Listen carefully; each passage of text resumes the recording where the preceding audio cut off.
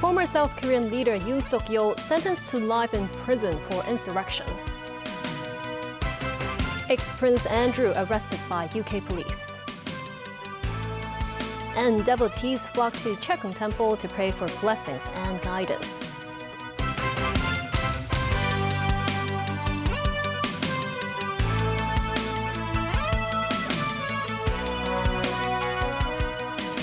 Good evening, and thank you for joining us. Former South Korean President Yoon Suk-yeol was sentenced to life in prison for his brief imposition of martial law in a dramatic culmination to the country's biggest political crisis in decades. Yoon fell from grace after an ill-advised attempt to overcome an opposition-controlled legislature by declaring martial law and sending troops to surround the legislature on December 3, 2024. Tracy Furness has more. A crowd gathered outside the court Thursday morning ahead of former South Korean President Yoon Suk-yeol's sentencing. Not long after, a bus believed to be carrying Yoon arrived at the court. Inside the court, Judge Ji Kui-yoon found Yoon guilty of rebellion for mobilizing military and police forces in an illegal attempt to seize the Liberal-led National Assembly, arrest politicians and establish unchecked power for a considerable time. Yoon was sentenced to life in prison. Yoon is likely to appeal the verdict. A special prosecutor had demanded the death penalty for Yoon, saying his actions posed a threat to the country's democracy and deserved the most serious punishment available. But most analysts had expected the life sentence, since the poorly planned power grab did not result in casualties. The court also convicted and sentenced several former military and police officials involved in enforcing Yoon's martial law decree, including ex-defense minister Kim Yong-hoon, who received a 30-year jail sentence for his central role in planning the measure and mobilizing the military. The decree lasted about 6 hours before being lifted after a quorum of lawmakers managed to break through a military blockade and unanimously voted to lift the measure. Yoon was suspended from office on December 14, 2024, after being impeached, and was formally removed by the Constitutional Court in April 2025. He had been under arrest since last July while facing multiple trials. Tracy Furness, TVB News. British media has reported that police have arrested Andrew Mountbatten Windsor on suspicion of misconduct in public office. The Thames Valley Police, an agency that covers areas west of London, including Mountbatten Windsor's former homestead, it was assessing reports that the former Prince Andrew Mountbatten Windsor sent trade reports to convicted sex offender Jeffrey Epstein in 2010. British media reported Thursday that 6 unmarked police cars and around 8 plainclothes officers were seen arriving at the wood farm on the Sandringham estate where the former prince lives. Mountbatten Windsor has denied any wrongdoing and said he regrets his friendship with Epstein, but he has not responded to specific requests for comment after the latest files were published by the U.S. government. Russian top officials have hosted the Cuban foreign minister for talks in Moscow, speaking out in support of the island nation as it faces blackouts and severe fuel shortages worsened by a U.S. oil embargo. Cuba has urged the U.S. not to blockade its country. Tracy Furness has more. Russian President Vladimir Putin met on Wednesday with Cuban Foreign Minister Bruno Rodriguez in Moscow and reaffirmed his support for the island nation. Putin reminded his guests that Russia will not accept anything of the sort when discussing the sanctions against the country. Putin saying, "We know how difficult it has been for the Cuban people all these years, all these decades of Cuban independence, fighting for their rights to live by their own rules and defend their national interests. And now we are in a special period with new sanctions. You know how we feel about this. We will not accept anything of the sort." Rodriguez responded by thanking Russia for the solidarity in the face of the tightening of the blockade against Cuba, and more recently in relation to the energy embargo that has caused, as Rodriguez said, suffering to our people and creates difficult situations for our economy. It's understood that the government is inclined to open Chungying Street in Shatao Kok to non-residents' visits as early as the second quarter. And that's under a group-in, group-out arrangement. In recent years, the government has stepped up efforts to promote local tourism within Hong Kong, including efforts to open the Shuttlecock Pier during the pandemic to visitors. In 2024, access to the restricted zone was further expanded. Non-Shuttlecock residents were allowed to apply online for a closed area permit to enter the frontier area. However, the iconic Chung Ying Street, which straddles Hong Kong-Shenzhen borders, remains off-limits. On the Shenzhen side, the street has been bustling with Lunar New Year festivities, drawing more than 10,000 visitors daily. The area features numerous Hong Kong-style shops and even renowned Taiwanese souvenir stores. It's understood that Chung Ying Street will likely allow non-residents to enter in guided tour groups subject to an initial visitor cap. A street shaped in history dating back to the late 19th century, Chung Ying Street is located in Shuttlecock, which borders Shenzhen's Yantian district. In 1898, the British and Qing government signed the Convention for the Extension of Hong Kong Territory, formally demarcating the boundary between Hong Kong and the mainland. Chung Ying Street officially became the dividing line through Shuttlecock Village, with boundary stones marking the frontier. Following China's reform and opening up in 1978, Shenzhen became one of the first special economic zones, with trade near Chung Ying Street having flourished. During the 80s, the area became a hotspot for gold jewelry sales, with turnover exceeding $1.5 billion. In the 90s, it set a record of receiving nearly 100,000 visitors a day. Under the current frontier closed area policy, only 4 categories of people are eligible for permits, including those with family or historical ties to the zone, residents and workers there, or those with justified needs to enter. 可以入到中英街話，我相信受歡迎嘅程度會幾大嘅。 The Shuttlecock District Rural Committee says guided access to the restricted zone will likely prove to be popular, but the key concern now is documentation. For instance, whether Hong Kong residents require a home return permit to enter, and what documents would mainland tour groups require.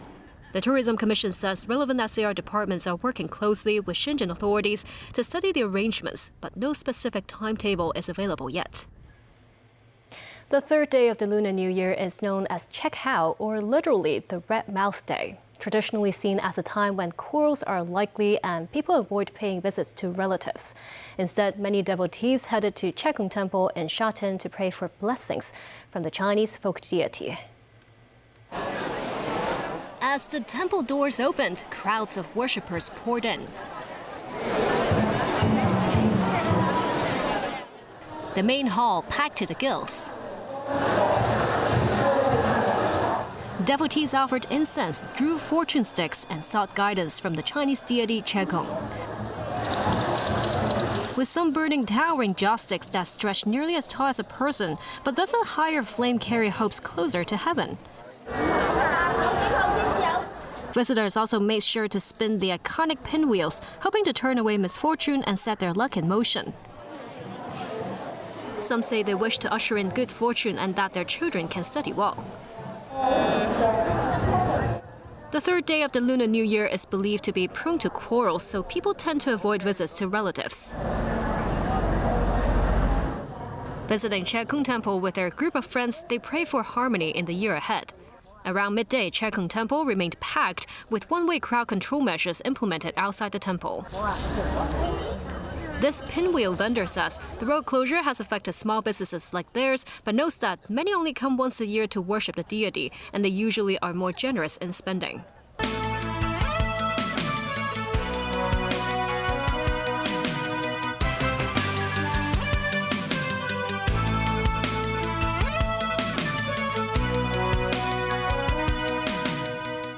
Welcome back.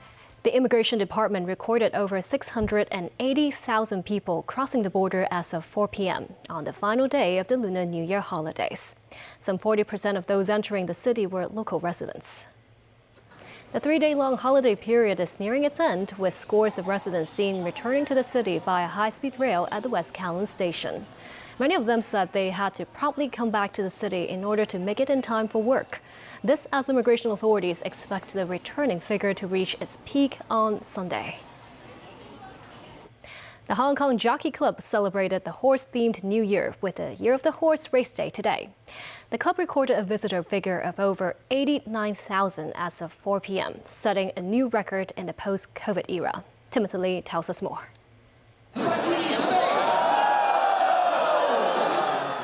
screams of excitement as spectators cheer on their favorite racehorses as they sped toward the finish line. Besides the thrilling event itself, visitors at the Shotton Racecourse today were also given special horse-themed souvenirs, a tradition practiced by the HKJC every year of the horse. As per custom, those who placed their bets spun their traditional Chinese pinwheels, wishing for a year of luck. Several spectators of the New Year horse races said besides the hope of winning some cash today, they're also looking forward to watching the beloved equestrian event and enjoying the festive atmosphere. There are also tourists visiting the city for the first time who praised the local facility for its variety of amenities as well. It's pretty amazing if you ask me. Like in Europe you don't have these kind of things, and it's super wonderful to see how horse racing is done over here. This is class. I love it. Like, this is so good. It's good. It's different from obviously from Scotland, where I'm from, but just not lose too much. That's the problem. The more I drink, the more I'll put on. So hopefully I'll just not lose too much. I'm buzzing. There's a good atmosphere about the place. Everyone's up for it, and we're going to make some money. We've only put 500 so far, but plenty more to spend. We'll see how the day goes, see how much more we make. This one is very impressive. Like the size of it is compared to what we're used to. Win or lose, it's always an enjoyable time. To further liven up the atmosphere, the HKJC arranged various song and dance performances involving top celebrities such as Kelly Chen. Timothy Lee, TVB News. This year's budget will be unveiled on February 25th. With multiple major projects in the pipeline, the government has said it will issue bonds to support infrastructure development. An academic warns that the upper limit of government borrowing should not exceed 60% of GDP, or it could risk affecting Hong Kong's international credit rating. The northern metropolis is widely seen as Hong Kong's new engine of growth, but developing an area that accounts for 1/3 of the city's landmass could bring enormous financial pressure. Combined with other infrastructure projects, annual capital works expenditure is expected to average around $120 billion. Financial Secretary Paul Chan has said the capital account will remain in the red in this financial year, and the government will issue bonds moderately to fund infrastructure development. As of last March, about $105.2 billion worth of infrastructure bonds had already been issued. Under the current program, 20 projects are covered. Half of them are located in the northern metropolis. 路通就財通啊嘛。 Lawmaker Mark Chong for the Northwestern New Territories constituency says bond issuance could prioritize transport-related infrastructure as connectivity helps foster development. 60% GDP 咧，其實講緊可能係接近差唔多2萬。 Professor Terence Chong, Associate Professor of the Department of Economics at the Chinese University, says Hong Kong's borrowing ceiling should set below 60% of GDP. If the interest rate is about 3%, that will mean paying $60 billion in interest annually, equivalent to the total revenue from salaries tax. He explains if the limit is increased too sharply at once, international credit rating agencies may downgrade Hong Kong immediately, as investors would worry whether Hong Kong have the ability to repay. In Gaza, Muslims are observing the fasting month of Ramadan without bombs dropping for the first time in 3 years. On the first day of Ramadan, these children sit outside their tents in the Gaza Strip and play with makeshift lanterns they fashioned from empty soda cans. It's a far cry from the first day of Ramadan before the war, when the El Zamli family celebrated with sweets and proper lanterns. Today, they are displaced from their home in Rafah and living in a tent in Muwasi in Khan Yunis in the Gaza Strip. Their mother, Camelia El Zamli, explained that there was no money, so the children were forced to make their own lanterns. Even vegetables are out of the question, so the family depends on food handouts from a charity kitchen for their iftar, or fast-breaking meal. The mother joined hundreds of others jostling to get food at the charity kitchen. Israel's 2-year military onslaught killed more than 72,000 people in Gaza, with thousands more believed to be buried under rubble. 2 Cleveland Guardians players accused of colluding with sports bettors to rig bets appeared in Brooklyn federal court on Wednesday. Pitchers Emmanuel Clase and Luis Ortiz entered not guilty pleas to a rewritten indictment during the hearing. The pitchers were charged in November with accepting several $1,000s in payoffs to help 2 gamblers from their native Dominican Republic win over $460,000 US on in-game prop bets on the speed and outcome of certain pitches. Prosecutors charge a third individual in a criminal complaint with conspiring with the pitchers to bet on pitches early last season. And that's the news. Thank you for watching.